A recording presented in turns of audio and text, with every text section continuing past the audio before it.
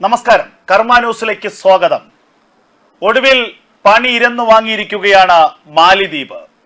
ഭാരതത്തിന്റെ പ്രധാനമന്ത്രി നരേന്ദ്രമോദിയെ സോഷ്യൽ മീഡിയയിലൂടെ അവഹേളിച്ചതിലൂടെ കടുത്ത സാമ്പത്തിക പ്രതിസന്ധിയിലേക്ക് കൂപ്പുകുത്തിയിരിക്കുന്നു മാലിദ്വീപ് ഭരണകൂടം.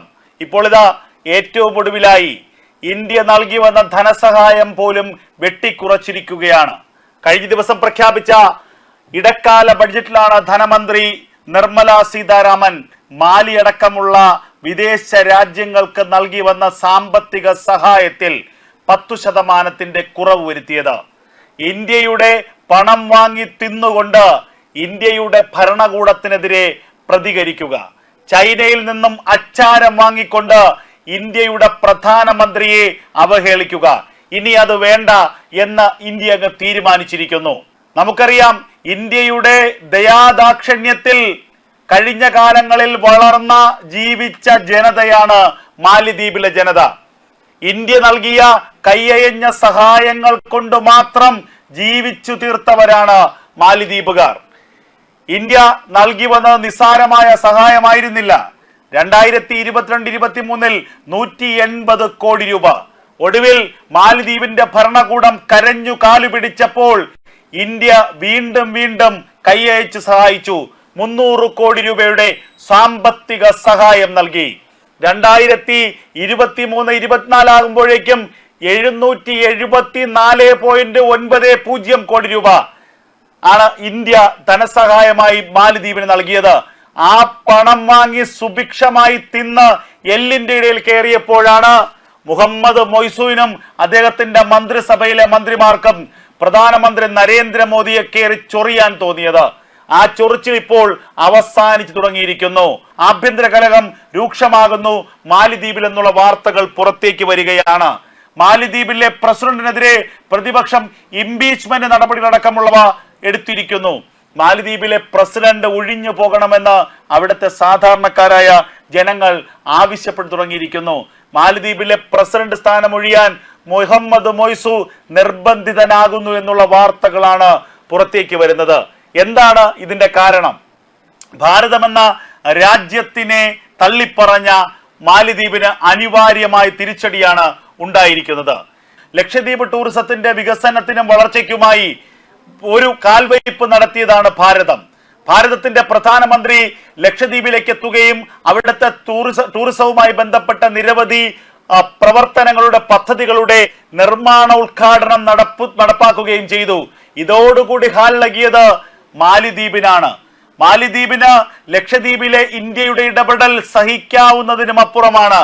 അതിന് കാരണമുണ്ട്. കഴിഞ്ഞ കുറച്ചു നാളുകളായി മാലിദ്വീപിൽ രൂപപ്പെട്ടു വരുന്ന രാഷ്ട്രീയ മാറ്റം. മാലിദ്വീപിലെ തീവ്ര ഇസ്ലാമിസ്റ്റായ മുഹമ്മദ് മൊയ്സു അധികാരത്തിലെത്തിയതിനു ശേഷം കൂറൊക്കെ ചൈനയോടൊപ്പമാണ്.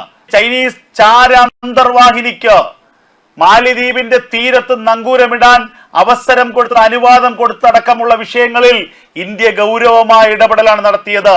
അങ്ങനെ ചൈനയെ ചേർത്തു പിടിക്കുകയും ഇന്ത്യയോട് ശത്രുതാ മനോഭാവം പുലർത്തുകയും ചെയ്ത ഒരു നേതാവ് അധികാരത്തിൽ വന്നതോടുകൂടിയാണ് മാലിദ്വീപിന്റെ കഷ്ടകാലം തുടങ്ങുന്നത്. മാലിദ്വീപിലെ ടൂറിസം മേഖലയിൽ ഏറ്റവും അധികം സഞ്ചാരികൾ എത്തുന്നത് ഭാരതത്തിൽ നിന്നാണ്, ഇന്ത്യയിൽ നിന്നാണ്. ആ സഞ്ചാരികൾ നൽകുന്ന വരുമാനം കൊണ്ട് ജീവിക്കുന്ന ഒരു ജനത ഭാരതത്തിന്റെ ഭരണത്തലവനെ, ആ ജനത ഭാരതത്തിന്റെ പ്രധാനമന്ത്രിയെ അവഹേളിക്കുമ്പോൾ സ്വാഭാവികമായും തിരിച്ചടി ഉണ്ടാവുക തന്നെ ചെയ്യും. 4 മന്ത്രിമാർ ലക്ഷദ്വീപിലെ വിനോദസഞ്ചാര മേഖലയുമായി ബന്ധപ്പെട്ട് പ്രധാനമന്ത്രിയുടെ സോഷ്യൽ മീഡിയ പോസ്റ്റിൽ വളരെ മോശമായ പ്രതികരണവുമായി രംഗത്ത് വന്നു. ഇത് വലിയ പ്രതിഷേധങ്ങൾക്കാണ് ഇടവരുത്തിയത്. പിന്നാലെ മാലിദ്വീപിലെ ഭരണകൂടം തന്നെ 4 മന്ത്രിമാർക്കെതിരെ നടപടിയെടുത്തുവെങ്കിലും ഇന്ത്യ ക്ഷമിക്കാൻ തയ്യാറായില്ല. ഇന്ത്യയിലെ മാലിദ്വീപൻ അംബാസഡറെ വിളിച്ചു വരുത്തി ഇന്ത്യ പ്രതിഷേധം അറിയിച്ചു.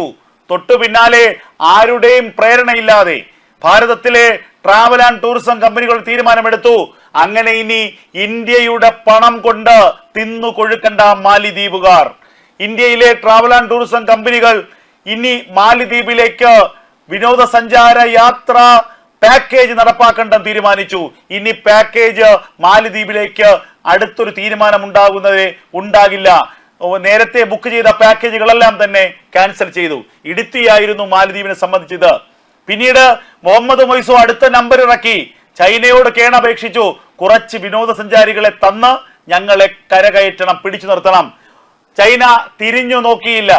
ഭാരതത്തിന്റെ ശത്രുത നേടാൻ ചൈനയ്ക്ക് താല്പര്യമില്ലാത്തത് കൊണ്ട് തന്നെ കൂടുതൽ ഇടപെടൽ മാലിദ്വീപിൽ നടത്താൻ ചൈന പിന്നീട് മുതിർന്നതുമില്ല. ഇവിടെയായത് മാലിദ്വീപിയൻ ഭരണകൂടമാണ്. ടൂറിസ്റ്റുകളുടെ എണ്ണത്തിൽ 30% കുറവുണ്ടായി.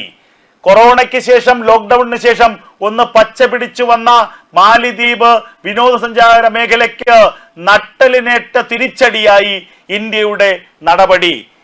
ഒടുവിൽ മാലദ്വീപൻ ഭരണകൂടത്തിനെതിരെ ജനങ്ങൾ തെരുവിലിറങ്ങുന്ന സാഹചര്യമുണ്ടായി. മാലദ്വീപിന്റെ പ്രസിഡന്റ് മുഹമ്മദ് മൊയ്സുവിനെതിരെ ഇംപീച്ച്മെന്റ് നടപടികളുമായി പാർലമെന്റിൽ പ്രതിപക്ഷമെത്തി. പാർലമെന്റിൽ പ്രതിപക്ഷ ഭരണ കക്ഷികൾ തമ്മിൽ കയ്യാങ്കളി നടത്തി എംപിയുടെ തലയടിച്ചു പൊട്ടിക്കുന്ന സാഹചര്യം വരെ ഉണ്ടായി. ഇതൊക്കെ സശ്രദ്ധം വീക്ഷിക്കുകയായിരുന്നു ഇന്ത്യ. ഈ മാലിദ്വീപിലെ അടിസ്ഥാന സൗകര്യ വികസനങ്ങൾക്ക് വേണ്ടി, പ്രതിരോധത്തിന് വേണ്ടി, വിദ്യാഭ്യാസത്തിന് വേണ്ടി, ആരോഗ്യ മേഖലയ്ക്ക് വേണ്ടി കഴിഞ്ഞ കാലങ്ങളിൽ കോടിക്കണക്കിന് രൂപ നിക്ഷേപിച്ച രാജ്യമാണ് ഭാരതം. ഒരു പ്രതിഫലവും ചിന്തിക്കാതെ ആ മാലിദ്വീപ് എന്ന രാജ്യത്തിന്റെ സുരക്ഷ കണ്ണിൽ എണ്ണയൊഴിച്ച് കാത്തു സൂക്ഷിച്ച രാജ്യമായിരുന്നു ഇന്ത്യ. ആ ഇന്ത്യ പതിയെ പിന്മാറി. വെളിപ്പാടകലെ ഇന്ത്യ കൃത്യമായി ഓരോ കാര്യങ്ങളും നിരീക്ഷിച്ചുകൊണ്ട് നിലയുറപ്പിച്ചു. മാലിദ്വീപിലെ ആഭ്യന്തര സംഘർഷങ്ങൾ മൂർച്ഛിച്ചപ്പോഴും ഇന്ത്യ അതിലിടപെടാൻ പോയില്ല എന്നുള്ളതാണ് യാഥാർത്ഥ്യം.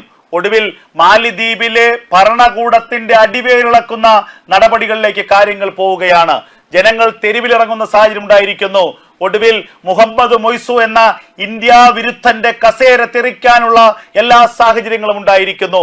മുഹമ്മദ് മൊയ്സുവിനെ വലിച്ചു താഴെയിടാൻ മാലിദ്വീപ് ജനത കോപ്പുകൂട്ടുന്നു എന്നുള്ള വാർത്തകളാണ് പുറത്തു വരുന്നത്. മാലിദ്വീപിലെ പ്രതിപക്ഷം തന്നെ മുഹമ്മദ് മൊയ്സുവിനെതിരെ പടയൊരുക്കം തുടങ്ങിയിരിക്കുന്നു. എവിടെ പോയി ചൈനയുടെ പിന്തുണ?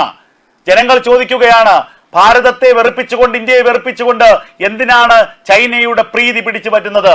ചൈനയുമായിട്ടുള്ള ചങ്ങാത്തം കൂടിയത് കൊണ്ട് എന്തു നേട്ടമാണ് മാലിദ്വീപിനുണ്ടായത്? ലക്ഷദ്വീപ് ഇതാ വളരാൻ പോകുന്നു. മാലിദ്വീപിലേക്ക് വരുന്ന ടൂറിസ്റ്റുകളൊക്കെ തന്നെ വരും വർഷങ്ങളിൽ ലക്ഷദ്വീപിലേക്ക് കുതിച്ചു പോകും. ലക്ഷദ്വീപ് ലോകത്തിന്റെ ടൂറിസം ഹബ്ബായി മാറുന്ന കാലം വിദൂരമല്ല. മാലിദ്വീപ് ജനത അനുഭവിച്ചിരുന്ന സുഖ സൗകര്യങ്ങൾ ലക്ഷദ്വീപിലേക്ക് പറന്നെത്തും. ഈ സംഭവത്തോടു കൂടി തന്നെ ലോട്ടറി അടിച്ചത് ലക്ഷദ്വീപിനാണ്. ലക്ഷദ്വീപിലെ ടൂറിസം എൻക്വയറി 10 മടങ്ങ് വർദ്ധിച്ചു എന്നുള്ളതാണ് ഏറ്റവും ശ്രദ്ധേയമായ കാര്യം. അത് മാത്രമല്ല, രാജ്യത്തിന്റെ, ഇന്ത്യയിലെ ഏറ്റവും പ്രധാനപ്പെട്ട ഹോട്ടൽ ആൻഡ് ടൂറിസം നിക്ഷേപകരൊക്കെ തന്നെ മാലിദ്വീപിലേക്ക് 10,000 കോടി രൂപ നിക്ഷേപിക്കാൻ തീരുമാനിച്ചു. അത് മാത്രവുമല്ല, ഇന്ത്യയിലെ കോർപ്പറേറ്റുകളായ ഹോട്ടൽ ആൻഡ് ടൂറിസം നിക്ഷേപകർ അവർ 10,000 കോടി രൂപ ലക്ഷദ്വീപിലേക്ക് നിക്ഷേപിക്കാൻ തീരുമാനിച്ചു. അങ്ങനെ ലക്ഷദ്വീപ് ദിവസങ്ങൾക്കുള്ളിൽ ഏറ്റവും പ്രധാനപ്പെട്ട ഒരു ടൂറിസ്റ്റ് ഹബ്ബായി മാറാനുള്ള എല്ലാ സാഹചര്യങ്ങളും ഉണ്ടായി. ഇതാണ് പുതിയ ഭാരതം. ഇതാണ് നരേന്ദ്രമോദി നേതൃത്വം കൊടുക്കുന്ന രാജ്യത്തെ ഗവൺമെന്റ്. ഈ ഗവൺമെന്റിനെ വെല്ലുവിളിച്ചുകൊണ്ട് മാലി പോലുള്ള രാജ്യത്തിന് എങ്ങനെ പിടിച്ചു നിൽക്കാൻ കഴിയും? മാലിക്ക് അനിവാര്യമായ തിരിച്ചടി ഉണ്ടായിരിക്കുന്നു എന്ന് അവിടുത്തെ ജനങ്ങൾ തന്നെ പറയുകയാണ്. നിലവിളിച്ച് കരഞ്ഞു വിളിക്കുകയാണ് മാലി ജനത. ഭാരതത്തിന്റെ ശത്രുത ഉണ്ടാകരുത്. ഇന്ത്യയുടെ ശത്രുത ഉണ്ടായാൽ അത് വലിയ തിരിച്ചടിയായിരിക്കും മാലിദ്വീപിന് ഉണ്ടാക്കുക. ഒടുവിൽ മുഹമ്മദ് മൊയ്സുവിന്റെ രാജിക്കായി മാലിദ്വീപിലെങ്ങും മുറവിളി കൂട്ടുന്നു എന്നുള്ള വിവരങ്ങളാണ് പുറത്തു വരുന്നത്. എന്തായാലും പ്രധാനമന്ത്രി നരേന്ദ്രമോദിയെ വെല്ലുവിളിച്ച, പ്രധാനമന്ത്രിക്കെതിരെ അധിക്ഷേപം ചൊരിഞ്ഞ ഒരൊറ്റ കാരണം കൊണ്ട് തന്നെ മാലിദ്വീപ് എന്ന ഭരണകൂടം വലിയ തിരിച്ചടി നേരിട്ടിരിക്കുന്നു. ലോകത്തെ ഏറ്റവും പ്രധാനപ്പെട്ട സാമ്പത്തിക ശക്തിയായി കുതിക്കുന്ന ഭാരതത്തെ മാലിദ്വീപിനെ ഉപയോഗിച്ചുകൊണ്ട് നാണം കെടുത്താമെന്നും മാലിദ്വീപിനെ ഉപയോഗിച്ചുകൊണ്ട് ഇന്ത്യയെ പ്രതിരോധത്തിലാക്കാമെന്നും ചിന്തിച്ച ചൈനയ്ക്ക് കൂടിയുള്ളതാണ് ഈ തിരിച്ചടി. ലക്ഷദ്വീപിലേക്ക് ശ്രദ്ധ കേന്ദ്രീകരിക്കുകയാണ് രാജ്യം. കഴിഞ്ഞ ദിവസം അവതരിപ്പിച്ച ഇടക്കാല ബഡ്ജറ്റിൽ ധനമന്ത്രി നിർമ്മല സീതാരാമൻ വലിയ പദ്ധതികളാണ് ലക്ഷദ്വീപിന് വേണ്ടി പ്രഖ്യാപിച്ചിട്ടുള്ളത്. മാലിദ്വീപിന് കൊടുക്കുന്ന ധനസഹായം കൊണ്ട് ലക്ഷദ്വീപിലെ ടൂറിസം രംഗത്ത് വികസനം ഉണ്ടാക്കാൻ കഴിഞ്ഞാൽ അത് രാജ്യത്തിന് വലിയ മുതൽക്കൂട്ടാകും. എന്തിനാണ് കൊടുക്കുന്ന കയ്യിൽ തന്നെ കടിക്കുന്നവർക്ക് വീണ്ടും വീണ്ടും സാമ്പത്തികം കൊടുക്കുന്നതെന്ന ചോദ്യം രാജ്യത്തുയരുകയാണ്. വളരെ വലിയ സാമ്പത്തിക പ്രതിസന്ധിയിലേക്ക്, വലിയ ഗുരുതരമായ ആഭ്യന്തര കലഹത്തിലേക്ക് കൂപ്പുകുത്തുകയാണ് മാലിദ്വീപ് എന്ന ഭരണകൂടം.